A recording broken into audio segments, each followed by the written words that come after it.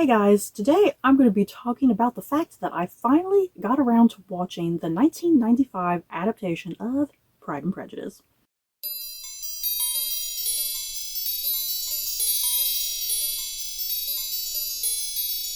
So yeah, that's going to be this whole video, yeah guys. The fact that I have finally gotten around to watching the 1995 adaptation of Pride and Prejudice, yeah guys. Hallelujah.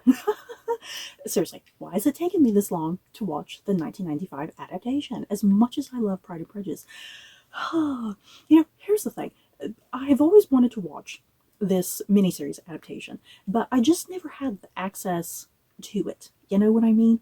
So I happened to be watching BritBox because I subscribed to BritBox to watch a specific show on there, and then when I was scrolling through their catalog, I saw that Pride and Prejudice 1995 was in their catalog, and it's like, oh my god, yes, this is a great opportunity for me to finally watch this adaptation.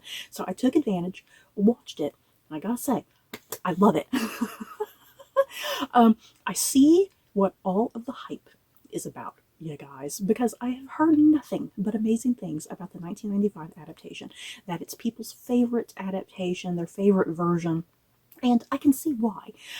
It's 6 episodes, meaning it gets to cover every little detail of the story, because a lot of times when Pride and Prejudice is being adapted, it's usually done in like a 2-hour movie, and things have to be cut or condensed. So that was the big draw and appeal for me going into this adaptation, is the fact that it was 6 hour-long episodes, and pretty much every single little detail from the book was in this miniseries, and I appreciated that so much. And I'm just someone who enjoys TV over movies in general. I do love a good movie, but I am someone, I just prefer a miniseries or a TV show because that's just it. It's longer, you get more time to build out world building and characters and plot, and yeah, Pride and Prejudice is one of those things that you need something a little bit longer because it's hard to condense it down to 2 hours. Yes, movies have done that successfully, but you still leave out little bitty nuances. So, like I said, I was subscribed to BritBox, and that's where I watched this particular adaptation. And here's the thing, this is the restored 4K version. Yeah, guys. And it was definitely gorgeous. I think I could tell it was restored because there was just something about it, like it. You know how things from like the 90s and earlier, there's like a fuzziness, there's a haziness, like a blurriness, and this had a nice, really rich quality to it. Like, you could definitely tell it was restored.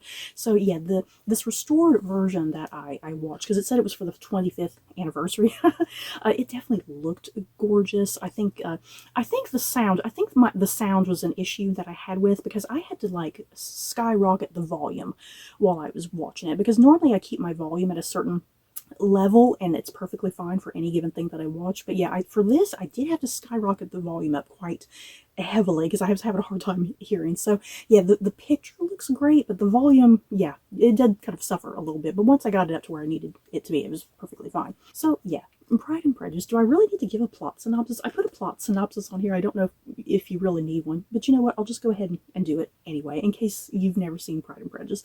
But yeah, this is based off of the book by Jane Austen. Like I said, 6 hour-long episodes, and the official IMDb synopsis for this miniseries. While the arrival of wealthy gentleman sends her marriage-minded mother into a frenzy, willful and opinionated Elizabeth Bennet matches wits with haughty Mr. Darcy. Yes. So, like I said, I am just super happy and excited that I finally got around to this particular adaptation, because I had heard nothing but great things about it, and I just thoroughly enjoyed every minute of this adaptation. It covered everything that it needed to cover. It incorporated like a lot of just miscellaneous characters that sometimes get cut out of a lot of adaptations because there's just too many characters to begin with. You got to cut somebody. So yeah, there's just a ton of characters in here that sometimes are underutilized or not used at all in other adaptations, so I love that. Yeah, all the various different plot lines are included in here, you know, side plots, like I said, all these random characters that hardly ever get used. Everybody essentially has time to shine in this adaptation, because a lot of times in movie adaptations, they're strictly focused on Elizabeth and Darcy. You know, obviously so. Elizabeth and Darcy get all the screen time. So this adaptation in particular, just every single character really got their time to shine and have like big monologues and screen time. And you guys, don't get me started on the superb humor of this adaptation. The book itself by Jane Austen is naturally very funny and hilarious, because it's supposed to be kind of a bit of a satire in a sense on the etiquette and the manners of the time period, you know, which were just so heavy and so rigid.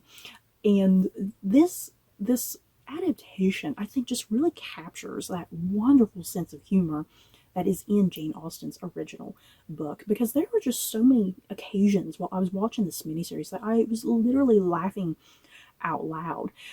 Like, for instance, as much as I love the Keira Knightley and Matthew McFadden adaptation of Pride and Prejudice, as much as I love that version, the thing is, I do feel like that version, kind of from what I recall of watching it, I feel like that version doesn't have like a really deep sense of humor. I feel like it's kind of a little bit overly serious in places. And this miniseries, I think it understood the world of Jane Austen and where she was coming from during this time period. You know, it understood, I think, just the nature of the narrative. It understood the humor. So this adaptation, just the humor is just so perfect. It's spot on. It is absolutely superb.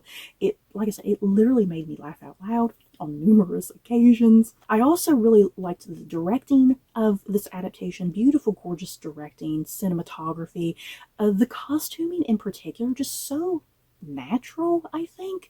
Like, when I think of the Regency era, this is the costuming that I'm thinking about, because in modern historical fiction and modern period dramas, costumers feel the need to kind of modernize clothing and make it more appealing to modern viewers. I mean, for God's sake, look at something like Bridgerton.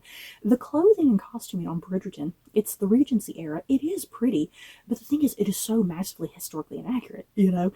So I loved just how natural and refreshing the costuming on this miniseries was, because to me, it felt very genuine and authentic. It wasn't overshadowing the performances, if that makes sense. You know, something like Bridgerton, sometimes the clothing really outshines the characters, because sometimes you're more focused on the clothing rather than the characters. Now, there are a couple occasions of some silliness in this adaptation. You know, things that are a little bit dated. That made me kind of laugh unintentionally where I wasn't supposed to laugh. Like, for instance, there's some occasions of like voiceover. Some of the voiceover, like, especially if it's Darcy kind of thinking about something in his head, or Elizabeth thinking about something, sometimes the voiceovers did work, but there were occasions when the voiceovers didn't work, because I was kind of thinking to myself, okay, I am a smart viewer. I don't need you to tell me what you're feeling and thinking. I can feel that from just your performance alone. I don't need a voiceover. So some of the voiceovers felt a little unnecessary and a little cheesy and silly. And then some other kind of silly moments that happen is like overlays. Maybe if you've seen this miniseries, maybe you know what I'm talking about, but there's some particular overlays that happen. Like there's a part where I think it's Elizabeth. She's walking through some woods, and she's thinking about how grumpy she is with Mr. Darcy, and like she's looking out into the woods or something, and like Mr. Darcy's his face just appears randomly. An overlay of his face just appears in the woods, and it's a little silly, and it made me laugh. And then there's another part where I think Elizabeth is looking in a mirror, and then yeah, Mr. Darcy's face just kind of floats into the mirror. An overlay of his face, and he's like saying something. So there's a few instances of some cheesiness and silliness where I was laughing where I wasn't supposed to. But you know, it's part, once again, this is 1995, it's the 90s. You have this sort of silliness going on. It's to be expected.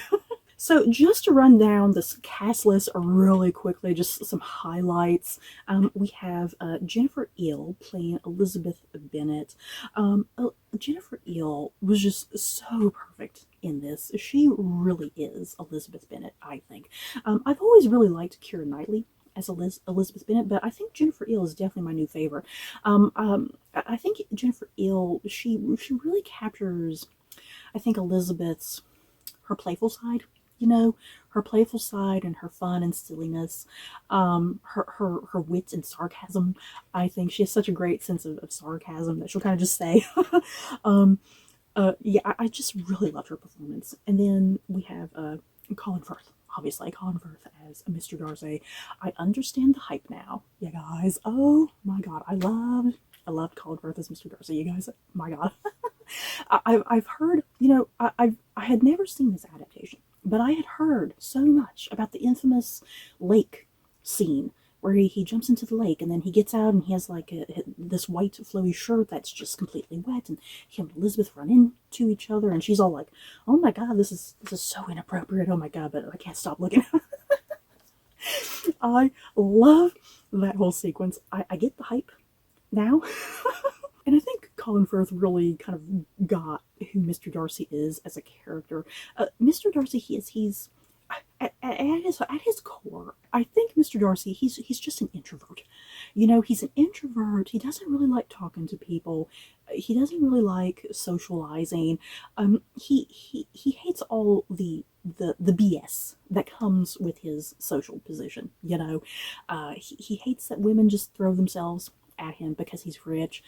He doesn't really particularly like dancing, it seems. You know, he doesn't like doing all that stuff, the etiquette and manners of the time period. He just much rather, I think he much just rather sit in a corner and be himself, you know, and just watch. But even then he seems bored. But I do, I think Colin Firth really just got Mr. Darcy in this adaptation, because you initially do think, like Elizabeth does, that Mr. Darcy is a bit of an ass. You know, he comes across as a bit of an ass. He comes across as egotistical, and there is that degree of those nuances in him. But yeah, once again, the whole thing of first impressions. You know, he gives off these really bad first impressions, and she doesn't understand him entirely initially at first. You know, until she starts to learn more about him, and he opens up a little bit more. But yeah, I loved Colin Firth's performance in this. And you guys, do not get me started on their very first dance together. Talk about an excellent choreographed dance sequence. Wow. Their first dance, I loved how it was choreographed. I loved how it was staged and directed. I liked how their conversation flowed within the steps and how they were kind of moving across the ballroom with dance. Again, just the choreography of the whole thing. And yeah, the music on top of that, the music that they were using for the dance itself, just lent this wonderful kind of subtle intensity to the whole thing. I felt like rewatching it again. While I was watching it, I was like, I feel like just rewinding this whole thing and rewatching it, because it was, like I said, just so wonderfully executed, that first dance, because it's a pivotal moment. You know, it's, that dance is iconic, it's pivotal, and you gotta get it right. So moving on from our main duo, we have Susanna Harker, who plays Jane Bennet. I always love Jane. She's just quiet and cool, calm, collected. She has just a lot on her shoulders because she's the oldest sister, and there's a lot expected out of her, and she needs to get married, and she gotta get married fast. But yeah, I loved Jane Bennet, obviously. We have Crispin Bonham Carter, who plays Mr. Bingley. Mr. Bingley is just too precious for this world. He needs to be protected at all costs. I love Mr. Bingley in this as well. I love that dynamic between him and Jane. It's like, Mr. Darcy, just move out of the way. Shut up. Let your friend woo this woman, please. We have Alison Steadman, who plays Mrs. Bennet. Dear Lord, at first, Mrs. Bennet, but in any given adaptation, Mrs. Bennet usually drives me nuts, okay? And she was initially driving me nuts in this adaptation, but once I finally just let myself go with it, I just loved Mrs. Bennet immensely. You guys, she's so obsessed with getting her daughters all married off. She's so obsessed with her husband dying in the future and who's going to take care of them. But it's like, you get it, you know, it's this particular time in history, marrying off your children is a big deal. But yeah, Mrs. Bennet was an absolute hoot in this particular adaptation. You guys, sometimes she just goes on and on and on. Her dialogue. Alison Steadman, I don't know how she did it. Because if I was in that room, I would just be busting out laughing hysterically during her performance because it was just brilliant. And then we have Benjamin Whitrow, who plays Mr. Bennet. I've always loved Mr. Bennet because he's so subtle and quiet. You know, he's kind of like Jane in some ways. Mr. Bennet, he's an older man with money, and he just wants to enjoy the last of his days, you know, and read his newspaper, drink his tea, get rid of his daughters at some point. But he wants them to be happy. You know, he's not obsessed like his wife is. You know, he wants them to get married for love and for happiness rather than just shoving them out the door, you know. But yeah, I just love Mr. Bennet whenever Mrs. Bennet is in one of her rages.